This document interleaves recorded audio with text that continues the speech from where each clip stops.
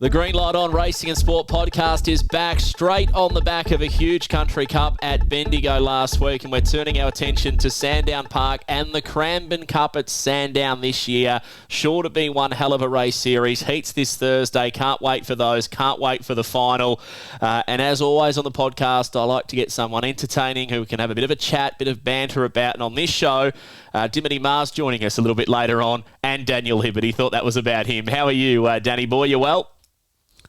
Yes, very well, Jim. Yes, it's a busy start. Just the start of the better races here in Victoria now. We've just had the Bendigo Cup, Cranbourne this week, and then it really gets into full swing in the next 6 weeks. So it's going to be a full on, obviously, with the $1 million chase wrapping up this week also. So all eyes turn to Victoria and some great races. It's going to be awesome over the Yeah. next 6 weeks. 100%, mate. Our mate Smithy always says this time of year I turn into Cashy's gym, and he's spot on.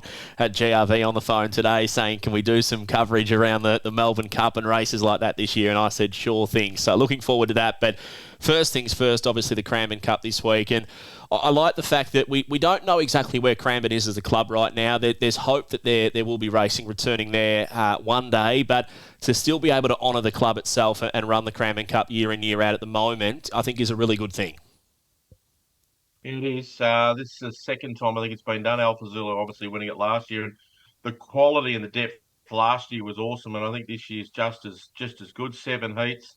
So look, and it probably comes at exactly the right time too, because it was 6 weeks out from the cup and so forth, and then obviously into the Phoenix. So it's probably perfect timing on the back of Adelaide as well. So for the opportunity for the Cranbourne Club to have their feature race, still have it in name, even though it's not on their home deck.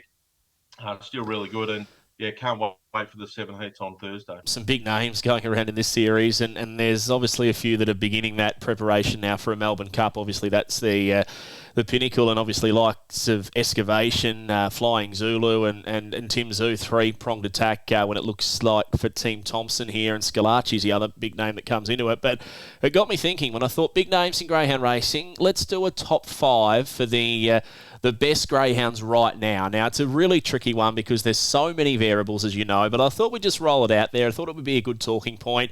Whether or not you go with sprinters, straight trackers, stayers, youngsters, season campaigners, that's up to you. But I'll let you rip it away with your top 5, starting at number 5. Daniel Hibberd.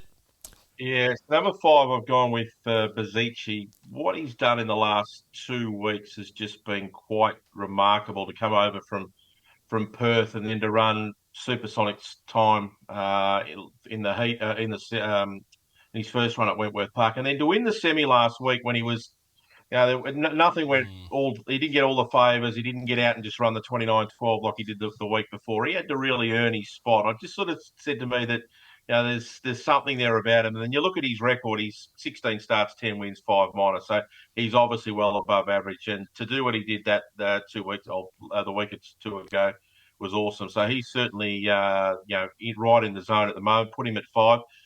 The next one, I couldn't split them. I couldn't split ethanol water, ethanol volume. I reckon they're both absolutely flying. Obviously on different at different tangents at the moment.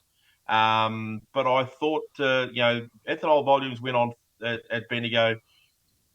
Nearly broke the track record, or got close to the track record, which has stood for about 8 or 9 years. No one's got anywhere near that in the races that are run over the distance.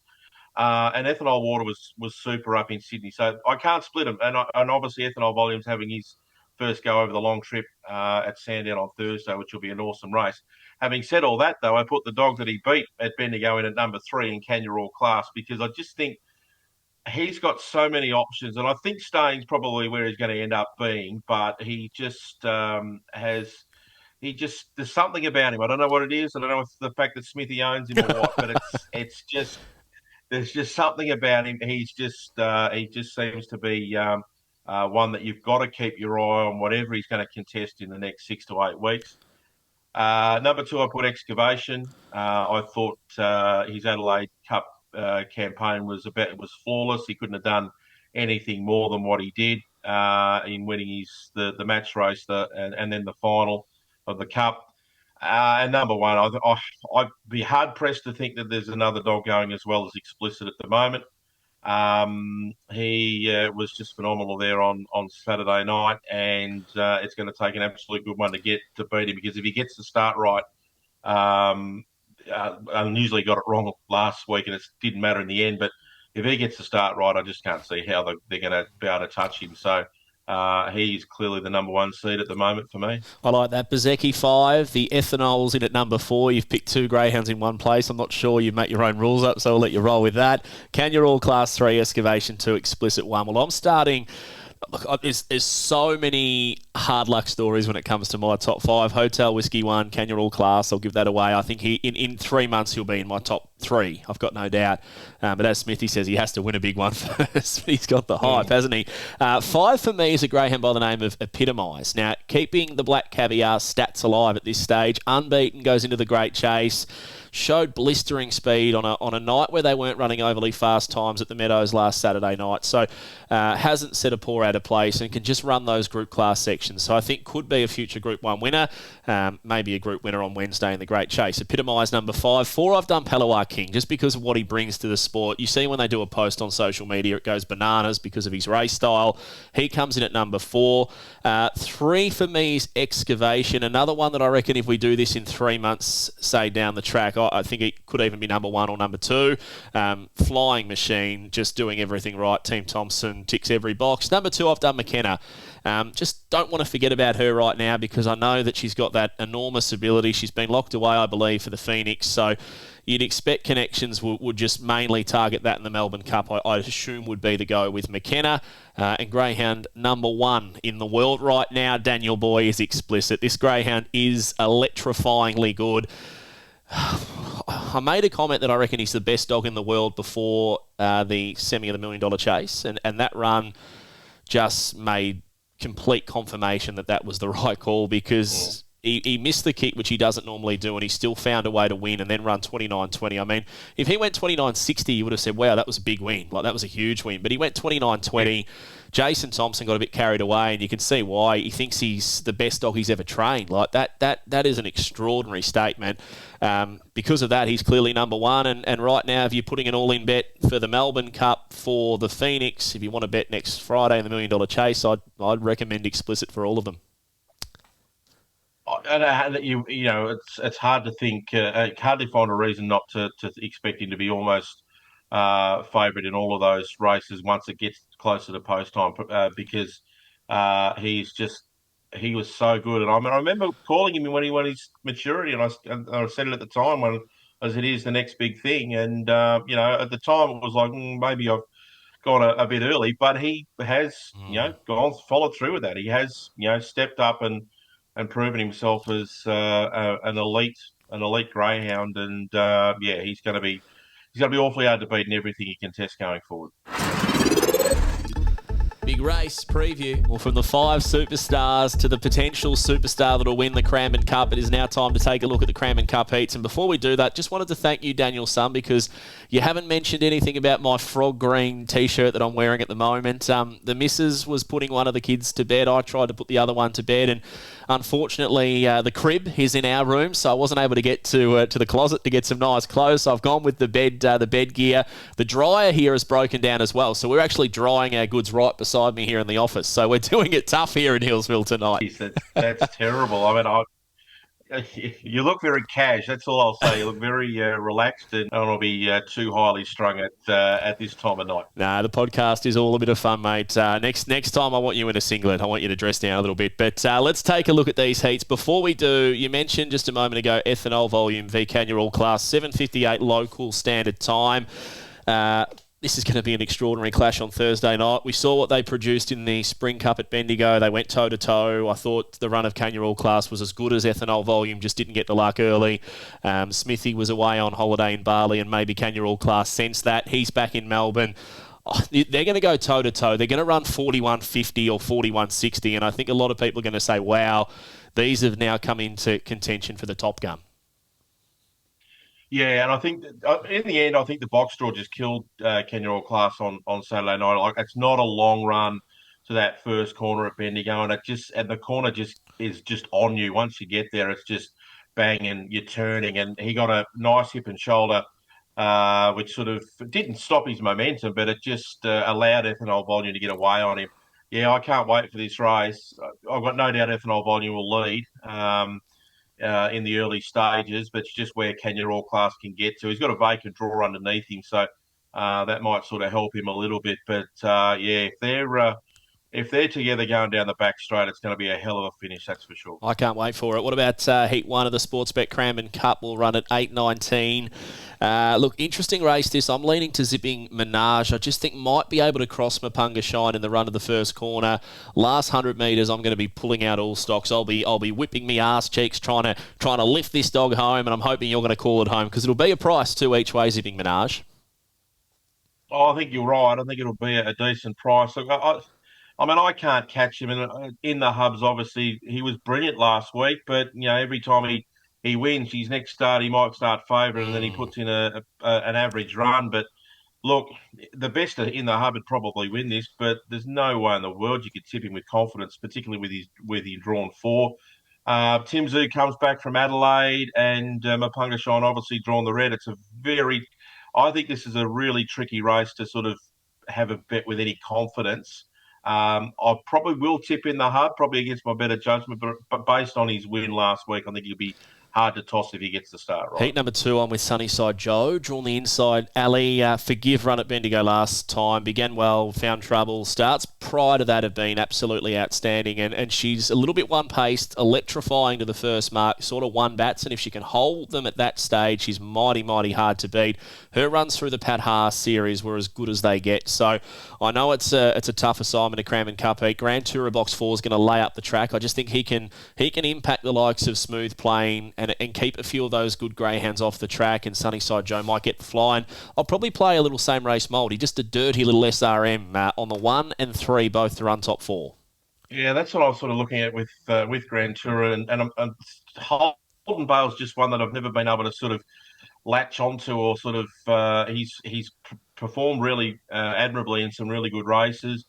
I'm going to stick with Smooth Plane. He's probably going to need a lot of luck from that yellow draw, but he's been racing in elite company and against some really good ones. If he can just get a bit of luck early, he might be hard to beat in that heat. Heat number 3, I'm going to lean to Vincent Bale here in what is a pretty deep heat. I feel like Bagman could be the greyhound that steps up. I know he's had 50 starts, but the times he can run around Sandown Park when he comes out just spring-loaded. If he produces that, he could win the Cranbourne Cup. Like, he is quick enough to do that.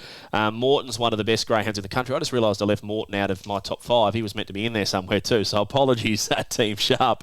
I'm going to go with... When you were reading them out, I'm thinking, oh, geez, I've left a heap of dogs out here, and then... That's the nature of the pick and list, isn't it? Well, the good thing is, mate, next week we'll do a top 50, and I reckon we'll keep a few more trainers happy. I am going to go with Vincent Bale, and if he comes out and he runs a repeat of what he did last time, he might just about make it into my top 10. Yeah, he was awesome last week. That was as good. That's probably a career best effort by him. I think he'll be very hard to beat. You're right about Bagman. He's just going so well at the moment. But I just think Morton's last 2 runs have been really good. He's heat win in the Adelaide Cup and then to run second in the final. He just might be coming back into some really good form again. So happy to stick with Morton here. Heat number 4. This is a tough race. You've got Flying Zulu in box 4. Maybe you just lean straight to that because he's the proven campaigner. I probably will do that. I'll tip him on top. Not sure he will be a backable price though from box number 4 in this race. And if I'm picking 1 left of centre, maybe 2 left of centre. If you're going to take on Flying Zulu, maybe 3 left of centre. Just go the field in the quaddie. Yeah. I'd tip maybe the 2 to run well. Iron Atlas showed really good speed when winning 3 back at Warragul, ran the time. The other ones that I like, Raiders Guide is just a superstar from Tasmania. You can do it over any distance. Don't underestimate him. The other one who I like who will be a monstrous price is Dr. Queenie. She is a box 8 bandit. Not sure she's up to this, but I reckon I could see her whipping down the outside and running a bit of a cheeky race against the more proven and experienced campaigners.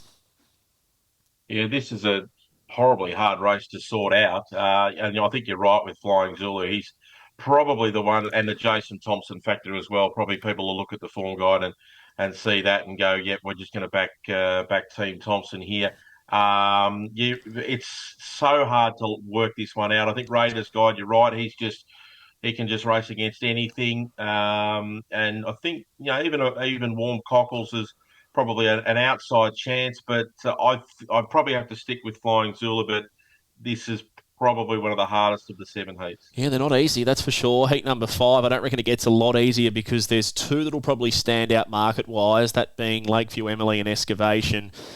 There's just that little unknown, I suppose, on Excavation coming back from Adelaide to Sandown Park, but what he's been doing in the last, I reckon, 3 or 4 months, he's probably one of the best dogs in the country, and hence he made it into both of our lists as a top 3. So I guess if you're doing that, they're on the podium in the top 5 in the country, Daniel Boy. They should be winning Heat 5 of the Cranbourne Cup. Lakeview Emily, though, when she gets it right, she's as quick as any dog, and her prize money shows that. Yeah. Yeah, and that's the big thing. If she gets it right, he's going to really find it hard to beat her. But I have to stick with Excavation here. I think his 2 runs were super in Adelaide. 29-13 best gallop at the Sandown, and Lakeview Emily's gone 29-16. But if she gets that start right, it's going to make it a hell of a race for him. And I'm confident in thinking that they're the only 2 probably serious winning chances. Colac Kid's a nice one coming through, but this is a massive step up in grey. But he does get the red draw, But for me, I'm going to stick with the Excavation ahead of Lakeview Emily. Race number 10 then, Dan. I'm with Scalacci, but Fernando Phil was awesome in Adelaide, showed that cracking early speed, and then you've got old Fred Rose, who will do what Fred Rose does and just eat them up late. He makes up such good ground the last 50. So Scalacci, for me, I think this is a chance for him to really return to his absolute brilliant best, and I'm sure Talgi won't mind me saying he broke the track record at Sale in a trial before going to Adelaide. He broke 24 seconds at Sale, which is completely unheard of. I know the track's been good there, but that is electrifying. So if he can produce that at Sandown Park, second run in a row back at Sandown, I think we'll see the best of Scalacci. Now, I caught up with him at Shepparton when he won up there three starts ago, 24.96. And I actually said to him, I said, "Oh, you haven't been back to the city yet?" And he said, "No, not quite there yet." But he said he'll win today, which he did, 24.96. Then he didn't make it into the match race series, which I think he probably would have been really disappointed about not getting a crack there. So I thought last week was certainly a race that he had to win. I think just to keep himself sort of in the eyes of the racing public. He did that, and this is another step up tonight on Thursday night. So he's going to be hard to beat, but he's going to cop no piece from Fernando Phil in the early stages. And you're right, Fred Rose is the one. If he's within 2 lengths of them coming off the back straight, it's going to take a good one to stop him. My best comes up in race number 11, Cranbourne Cup Heat number 7, last chance to qualify. Do you know who it is? My best bet for the night? This is a real You've got me going gutsy here. move, this one. It's gutsy. Yeah, I'm not sure where you've gone here. Well, what I've done is I've drawn up a speed map in this one, and I've got Kingsley Bale out really quick. Your Trillo Bale's been jumping really well. And then there isn't a lot of speed. Sort of Bo Rhapsody will go forward, but that's sort of about the end of the genuine front runners. So when I paint that picture, you've got the 1, the 2, the 8 out wide. Mapunga Smokey slots in behind the 1 and 2, and we see the Smokester back to his best. So it's a bit of a smoky for my best bet. Do you like that? I do like that. If that works out, well. You'll be in the speed map business, that's for sure. He's. This is such a hard heat as well. I mean, it's probably a bit like Heat 4. Yeah, Kingsley Bale's obviously the one. He obviously led last week, got run down by Van Wyck. But again, if he can get to the lead and there's any shuffling up behind him, he might be off and gone. And if he runs another 29.42, it might be enough to get him through. It's not the easiest heat. I think Mapunga Smoke is a decent play there. I totally agree with what you said there. And one like Bo Rhapsody, who's racing well, but and doesn't mind a wide draw, so he might be a smoky there for the guys on course. They'll be very happy if he gets through to the final. That's for sure. Yeah, all the Sandown Park team aboard Bo Rhapsody. Just go with me here, Dan. Can you finish this off for me? I'm preempting what's going to happen. All right, they're set. Ready for the last heat of the Cranbourne Cup. They're racing. Kingsley Bale, Trillo Bale jumped out fast. Straight to the rail, third on the inside. Mapunga Smoky as Bo Rhapsody, Voice of Thunder go forward. Then Buddy Manelli, who's railing. And Dr. Farah drops away off the back. Kingsley Bale, Trillo Bale come together. Mapunga Smoky goes to them quickly. Mapunga Smoky's gone up to take the lead. Bo Rhapsody tries to come again. Buddy Manelli lane. Mapunga Smoky's taking the lead, and Mapunga Smoky's going to win the heat. Yes. He goes through. Bo Rhapsody second. Kingsley Bale's run third. And then Trillo Bale, Dr. Farah, and Voice of Thunder at the rear. They've gone 29 and 31. I reckon they've gone 29-17, Dan. But I tell you what, thank you so much for that. I tried so hard the other night at Bendigo to get you to do a Phantom call. Couldn't get anything out of you.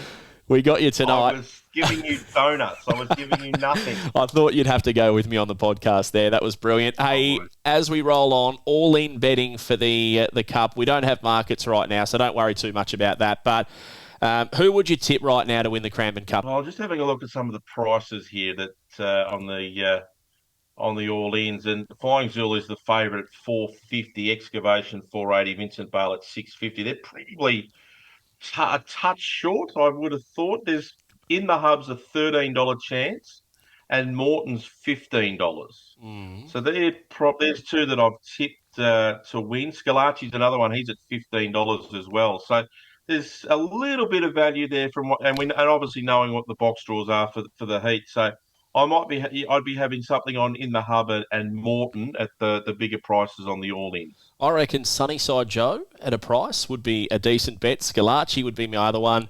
And then obviously Mapunga Smoke if he gets through. But I would not hesitate to back any of the Thompson trio either because they are absolutely jet-propelled at the moment. Good calling Thursday night, Dan. We'll be back next week. This is the first of a 3-week mini-series at the Cranbourne Cup. So it'll be all happening over the next 3 weeks. So stay tuned to Spotify or YouTube for those to be uploaded on the regular. We'll try and get to them on a Monday night to pull apart the racing moving forward, mate. So good calling, and hopefully you can just hit the play button on this podcast, put it up against the speaker when Mapunga Smoky's racing, and you can take the race off. We'll have to work out something. If that's going to be the way to play out, I'll have to throw something in there about the podcast at the end of the call. We'll see that's how it, mate. Free advertising. Good on you, Daniel. Thanks, mate. Inside Info. Well, we're heading into state on Inside Info this segment, catching up with a great friend of the show, a great old friend of the show. We haven't had her on for a long time. The superstar from New South Wales as we look toward the $1 million chase, Dimity Maher, the Greyhound Girl, as so many people know her on the socials and on the podcasting. And I must say, the number one podcaster in greyhound racing is you, Dim. How are you? Mate, I've got to pick out old. Come on, that's... We've known each other a while. How are you anyway? You well? Yeah, I know. I do feel old. Yeah, no, good. Look, absolutely pumped for this week. I mean, who wouldn't be as a greyhound racing fan? I think, we've seen all the footy grand finals play out, and I think it's our turn now with what's going on this Friday night at Wenny, and can't wait to get there, and I'll just be absolutely frothy when I get down there. Crazy, the good racing. Obviously, we're doing this podcast for Cranbourne, and we thought we'd have a quick look ahead to the $1 million chase as well at the end of this podcast, just because of the quality of racing right now. To think that we've got the greyhounds going around that we do in the heats of the Cranbourne Cup, and yet you've got a race going for $1 million up here in Sydney. It's extraordinary. How do you see this race playing out? Zipping Megatron Box 1's drawn perfectly. Bezecchi, who could be a superstar. I had Daniel Hibberd on the show to start off with. He put him as number 5 in his top 5 greyhounds right now, Bezecchi. Inconspicuous in box number 3. Both Bowers ace in 4. Good odds Copper 5. Blue Camaro Explicit, who is my number 1 and Daniel Hibberd's number 1 in the country right now. So don't say anything bad about him. Sunset Fraser in box 8. Reserves Power and Glory and Scarlatti. What do you make of that draw in the $1 million chase? How do you pick a winner? Like, you Explicit. make a case for every single dog. Okay, I'll go with that. Look, I've been saying, a lot of people have been saying, who do you think's going to win? I said, look, to be honest, I think it's probably the best $1 million chase field we've seen. Just the quality of dogs. I mean, the track's absolutely electric, as you saw with the semi-finals that were run the other week, the times they were running. And, look, I think if, the right dog gets in front, especially a dog like Explicit, I think they're going to give that track record a hell of a scare, which, has been in existence for over 10 and a half years now. And no dogs have kind of got really close to it. We've seen a couple in the 29-20-ish mark, but now you've got dogs that are, scraping at the surface of it, and that'd be unbelievable if we could see one come out and break it. They're really shaking the track record at the moment of Shaky Jakey, which is great in its own right. But look, I think if Explicit jumps, and you saw him last week in the semis, he doesn't begin that bad normally. Like that was a massive outlier. He still goes 29-20. So if track conditions are identical to what they were the other night, look, I know we've probably got our Victorian hat on, which we like to do down here, but I honestly think he could run low 29s, if not push the 29-second barrier. And I mean, if he comes out and runs 28.98, they don't beat him. It's as simple as that. He breaks the track record, and Jason Thompson said post-race last week he's the quickest dog he's ever had. And I mean, I'd be happy to take on Jason Thompson's slowest dog he's ever had. So it's an extraordinary comment. It's a frightening statement to think that all the good dogs that they've had go through their kennels, and he says that he's the best. And I think too, for anyone that doesn't understand, especially a lot of WA trainers have said it, the boxes at Wanty are a lot different to other tracks. So whether that, hopefully was just kind of like a test run, for Explicit, and he gets it right this week. I think same with Bezecchi, Minnie said he sat down in the boxes last week. So I think a couple of those dogs that aren't familiar with the Wentworth Park boxes are just getting the feel of it and used to it. And I tell you what, if, either of those two can nail it, watch out. If you're forced to pick the winner of the $1 Million Chase right now, who would it be? I know you're on the inner sanctum up there in New South Wales. You chat with all of the trainers on the podcast. Give us the inside word. Come on, Dim. Look, everybody said to me, look, I'm going Bezecchi. Okay. I just think people forget what he did a couple of weeks ago, and it just scintillated around Wentworth Park, which dogs just don't do. I nearly fell off the lounge. I couldn't believe it. And I think if he can just get that start right, everybody knows Zipping Megatron's not going to beat him out. It'd be an absolute miracle if he did, but he's just going to flop out, go to the rail like he always does. I think Bezecchi can get the room. Inconspicuous is obviously going to make it hard for him because he was brilliant last week. But I just think, with value and everything like that, if Sunset Fraser gives Explicit a little bit of a jostle out there, I think Bezecchi can run away with it. It's a nice tip, around $7. Bezecchi being bet around early in the week, so a nice tip from you. Hey, we're looking toward the Melbourne Cup, the Top Guns, races like that. Is there a couple of greyhounds in Sydney that you've seen? As I said, you're in the inner sanctum, you speak with local trainers on a regular. Is there a couple of dogs that are either coming through or that have sort of made a name for themselves that you think will compete down here over the next 12 months? I think I ask you this every single year. You're normally very good. Good Odds Cobber's obviously one that stands out who's in the $1 Million Chase. But do you have a few as well left of centre that could bob up in our big races over the next couple of months? I was going to say, if I ever got any right that have come down there and been competitive, I think Palawa King's pretty much the safe bet always. So I'm not sure what's happening with him. But look, for the sprints, Good Odds Copper obviously makes the journey down there. And I'm pretty confident that, they would take Rinse the Lot down, given he's already got a Phoenix slot down there. I mean, a dog like that, just with freakish ability, still very young and, I guess in a way inexperienced. And I think he would just, do wonders down there. And then you've got distance dogs too, like She Is Fire. If Mark Moroney makes the journey down there, I think there's no reason why she couldn't be competitive down there and represent New South Wales very well. Well, that's the one we're hoping for left of centre. She Is Fire, that could contest the big races moving forward. Hey, Dim, we appreciate you jumping on the podcast to have a look at the $1 Million Chase. Good luck with everything moving forward. You can give the Greyhound Girl a plug here, and we'll chat to you soon on the podcast as well. No worries. Thank you so much. And just quickly get out to Wentworth Park on Friday night. Yeah, we've got plenty of food and drinks and entertainment. Yeah, kicking competitions, and I'll be there if that's entertaining enough for people. Then it'll be a terrific night. Thursday night, get to Sandown for the Cranbourne Cup heats. Jump on a plane up to Sydney, Wentworth Park Friday night. You've got a magnificent sporting weekend. Well, that wraps it up. The Green Light on Racing and Sport podcast. Hope you've enjoyed it. Don't forget, first of 3 in the mini series, taking a look at the Cranbourne Cup series. Until next time, punters, safe travelling and happy punting. What are you really gambling with? For free and confidential support, call 1-800-858-858 or visit gamblinghelponline.org.au.